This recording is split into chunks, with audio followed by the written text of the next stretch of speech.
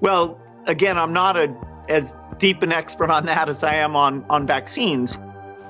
Now we need to go and look in families to find those people who may be sick and remove them and isolate them. We want to thank you for turning folks in and making sure we are all safe. For the world at large, normalcy only returns when we've largely vaccinated the entire global population.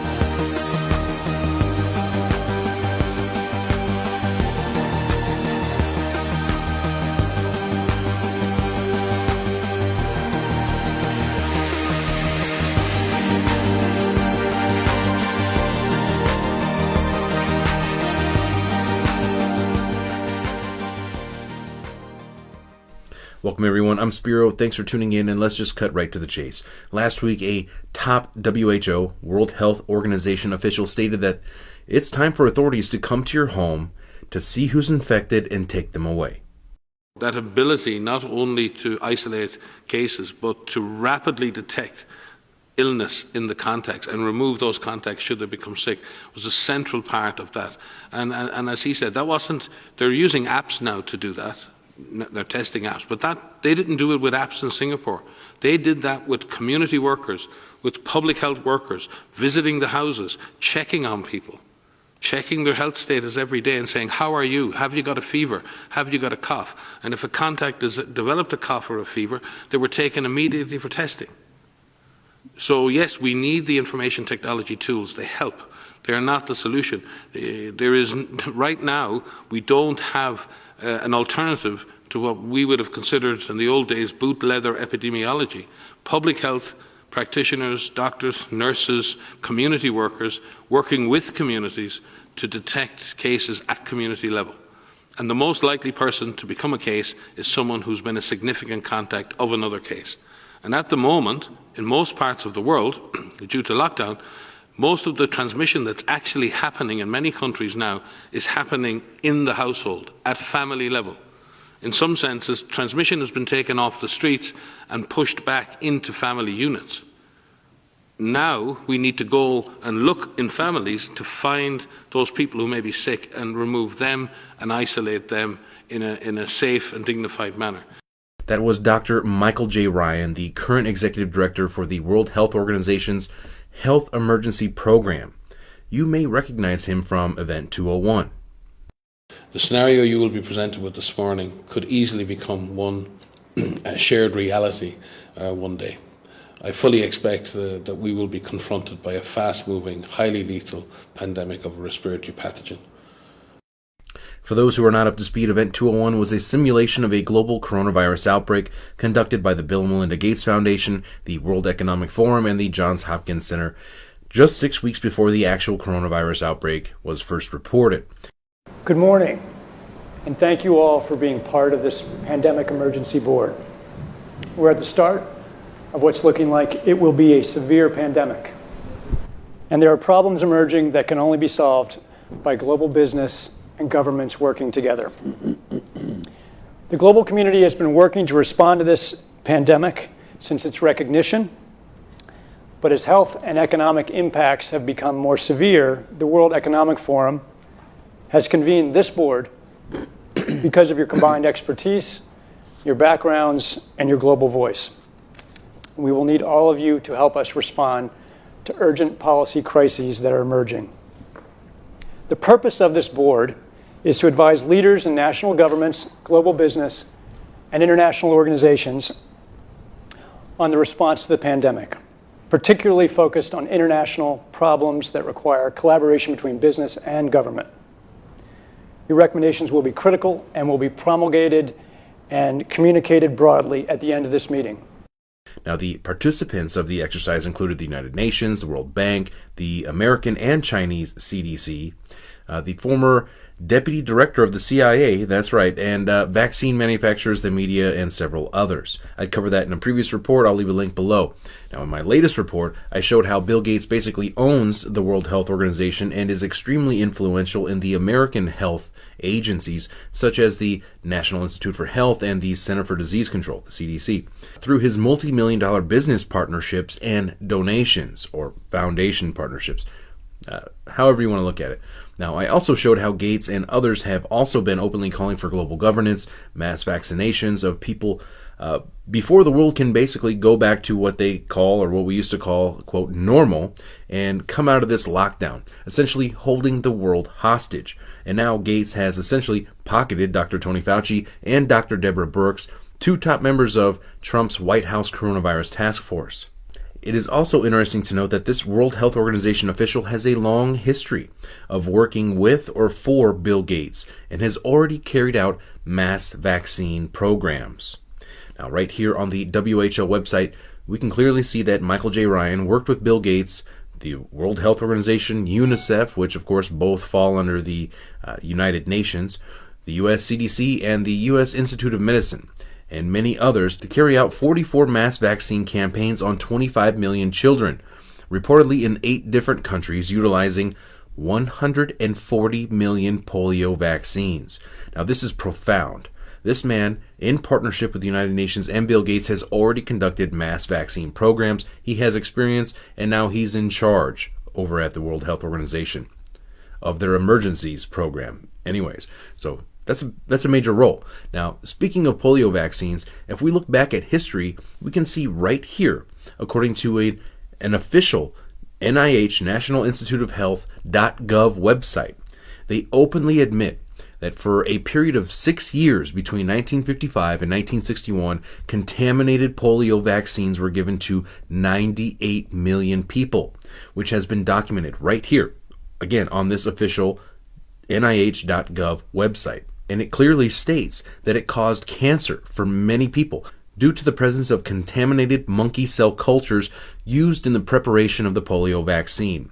Now, no one really knows how many people got cancer and died because of this, but it must have been enough to actually get the government to quietly admit this. Now, most people have no idea what they put into these vaccines, but it's well documented, again, according to this official .gov website, that they found correlations between this vaccination, the polio vaccination, in conjunction with this tainted polio vaccine 20 to 40 years after people received the vaccination.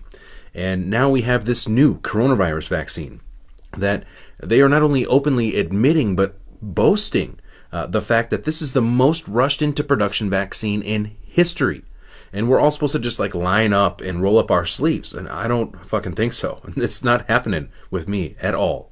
Zero chance. Now, who knows what the long-term results will be, as we can see in history from this previous polio vaccine, because there are no long-term studies for any of these vaccines. And now this World Health Organization official is in the position to lead yet another Bill Gates global vaccine program. Now, I'm not saying he led that one with the contaminated polio vaccines, but he has led recent polio vaccine campaigns under the United Nations in partnership with Bill Gates, and he is currently in the position to follow out Bill Gates' grand vision to vaccinate every man, woman, and child on the planet. But you don't have a choice. People act like you have a choice.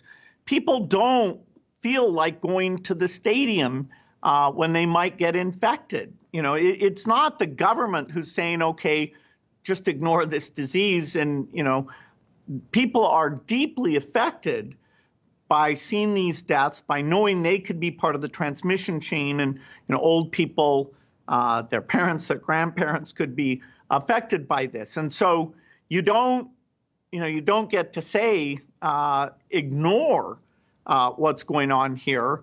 There will be the ability, particularly in rich countries, to open up if things are done well over the next few months. But for the world at large, normalcy only returns when we've largely vaccinated the entire global population. But also building a global DNA database and issuing the global population a digital ID that will likely be integrated at some point in the near future, in my opinion, based on my research, not only to include your medical records, but all of your banking info, your wallet, your ID, your keys, everything. This is, again, based on my research. I've covered this and documented this in multiple previous reports, which include source links for everything that I'm talking about here. And when I say my opinion, they're currently working on these programs already. And these programs could easily be tied together, very easily. And why wouldn't they? We're moving into this completely new digital financial system. It's coming here on the horizon. All of the central banks have been talking about it and working with it in partnership and in conjunction with the United Nations. Please see my previous reports for more info on this. I've shown their own documents, their own websites. I'm not just making this up. As always, the links will be provided below.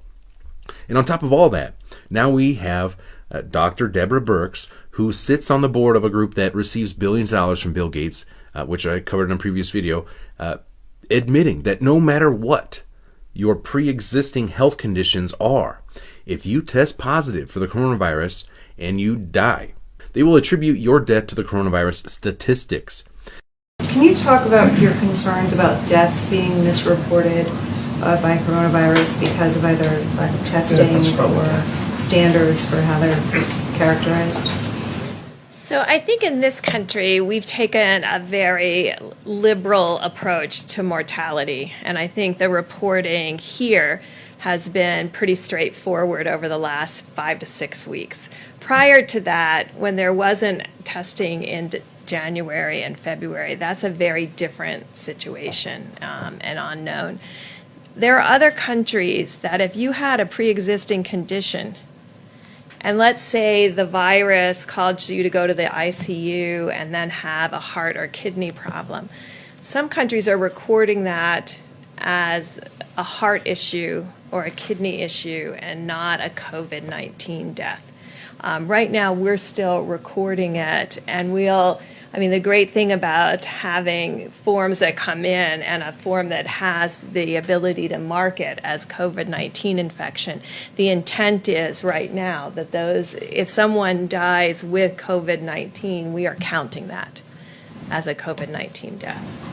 Can you be sure? I mean, you hear from coroners that that's not necessarily the case. Or are you sure? How can you be confident about that? And is there any concern that it skews the data that you're trying to collect in terms of projections and thus officially inflating the numbers? They basically just admitted this, that they are inflating the numbers, in my opinion, to justify these extreme lockdowns, these searches, these forced quarantines, and possibly forced vaccinations.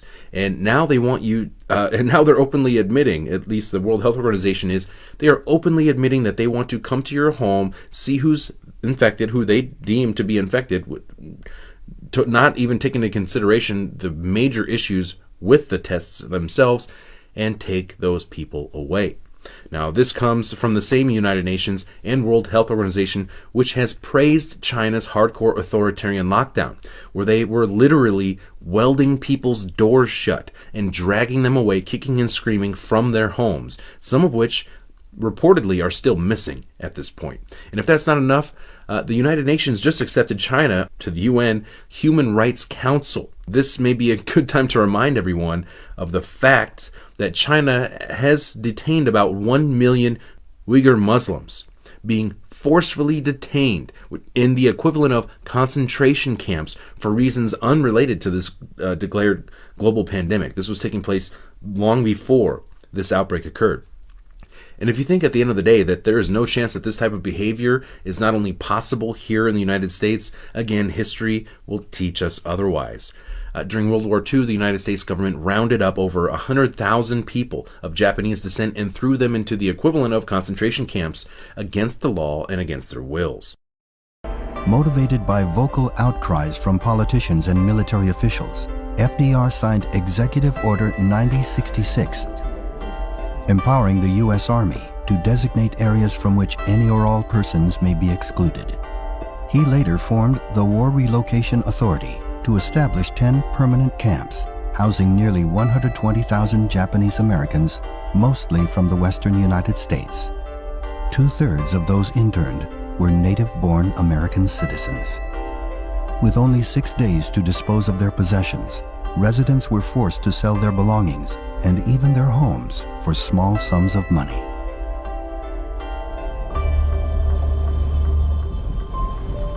Internment camps were often situated in isolated deserts, prone to harsh weather, and surrounded by barbed wire and guard towers.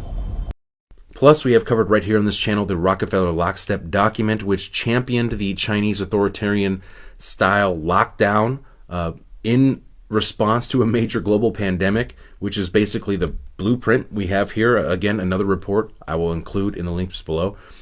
Now, there may come a day when you get pulled over. They're not going to ask you for your license and your registration. They're just going to scan you. They'll probably be able to scan you from their cars, their police vehicles. Now, they want everyone to unquestionably obey these draconian COVID 1984 measures. And if you step out of line, they will pay your neighbors to rat on you and essentially be a paid spy for the world government, because that is exactly what they are doing right now. We need to make sure that everybody continues to let us know where those folks are. If you've observed recurring violations of the Safer at Home order, please continue to let us know at coronavirus.lacity.org/business violation. You know the old expression about snitches? Well, in this case, snitches get rewards. We want to thank you for turning folks in and making sure we are all safe.